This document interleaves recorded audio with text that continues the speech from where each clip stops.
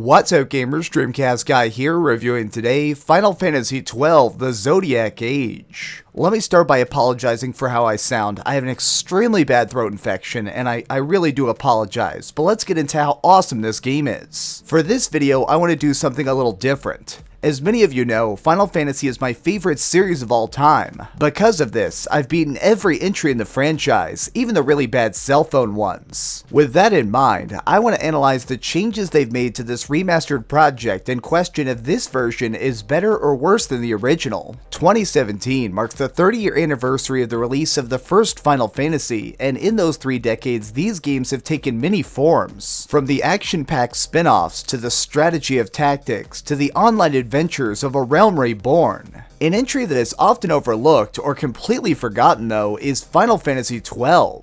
It came out a few short months before the PlayStation 3, and I think that really hurt its launch badly. The dawn of a new console generation really stole the hype from a game that was already having trouble gaining attention. That's a shame, because this is one of the most interesting and experimental titles in the series' long history. For the Zodiac Age edition, it feels like Square-Enix is trying to go back and fix some of the problems people complained about during its PS2 debut and make it more accessible than ever. This starts with the fact that many of the challenges that made the game so difficult in 2006 have been made slightly easier. A majority of these changes are very logical. For example, did you know in the original version they hid some really important items in faraway spots to try and trick you into buying a strategy guide? Stuff like that was nearly broken has now been fixed, but on top of that, we also have some other details. In combat, spells cast instantly when your turn is ready instead of having that delay. Guest party members that are usually extremely powerful can now be directly controlled for major damage, and some enemies have less health. These tweaks seem to have been introduced just to try and help the overall flow of gameplay, and I have to say that at least they're very subtle. Even as someone who's beaten the original title several times, I only vaguely noticed.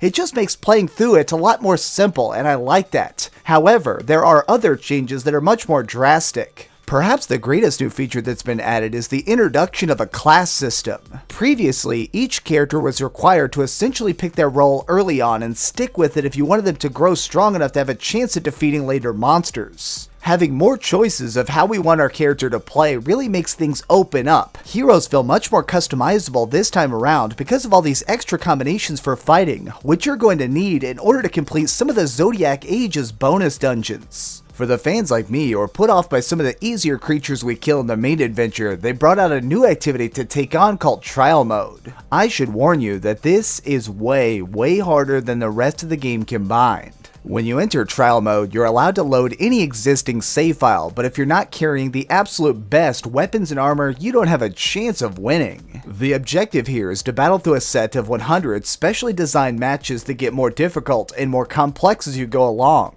Getting pushed to the limit is the reason you're here, obviously, and yet even veteran players like myself are certainly going to be dying often. Before you tackle this daunting side task, it's a good idea to finish the story and level up a lot, which with the new speed button is shockingly quick. By pressing L1, you can now toggle how fast you want the game to move. This makes it so exploring areas, grinding for money, or just testing out new magic takes minutes rather than hours. Using this, I found myself at the last boss after just a couple days of playing, which really encouraged me to dive into quests that I'd never attempted before since I didn't feel as exhausted during the closing chapters like I was in the original. All these alterations to pacing and gameplay took me a bit to adapt, but now I think they were smart choices because they made the game more accessible to newcomers. At the core of Final Fantasy XII is still the same solid story we always loved. It's the tale of a young man who gets caught up with some sky pirates and finds himself saving the world from evil judges that kinda look like Darth Vader. This remastered edition is breathing new life into a classic that I think was painfully overlooked, and now, finally, it's getting the attention it deserves. Okay, so we've heard some good and some bad, but let's over to the ratings board and put a big number on it.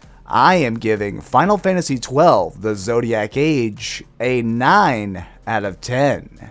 Whether you're a passionate fan of the series or just looking for something new to hit that RPG craving, definitely pick this up. Thanks so much for watching, gamers. This has been DreamcastGuy with another review. If you enjoyed this video, please give it a like, share it with your friends, and subscribe if you haven't already. But do me the biggest favor of all and keep dreaming.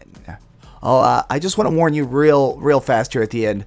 There might not be a top 10 this week, or if there is, it's probably going to be made by a friend of mine. I can hardly talk, as I'm sure you can hear my voice. There's no way I'm going to be able to talk for hours into a microphone to make Top 10 Thursday, but I seriously love you guys, and I'm very happy I was able to get this video done before just losing my voice completely. So, peace and love. Thank you so much for watching. And it was a total dumpster fire. Oh, hi. I'm just working on the next video. If you want to see what it is, go ahead and click this button and you can subscribe.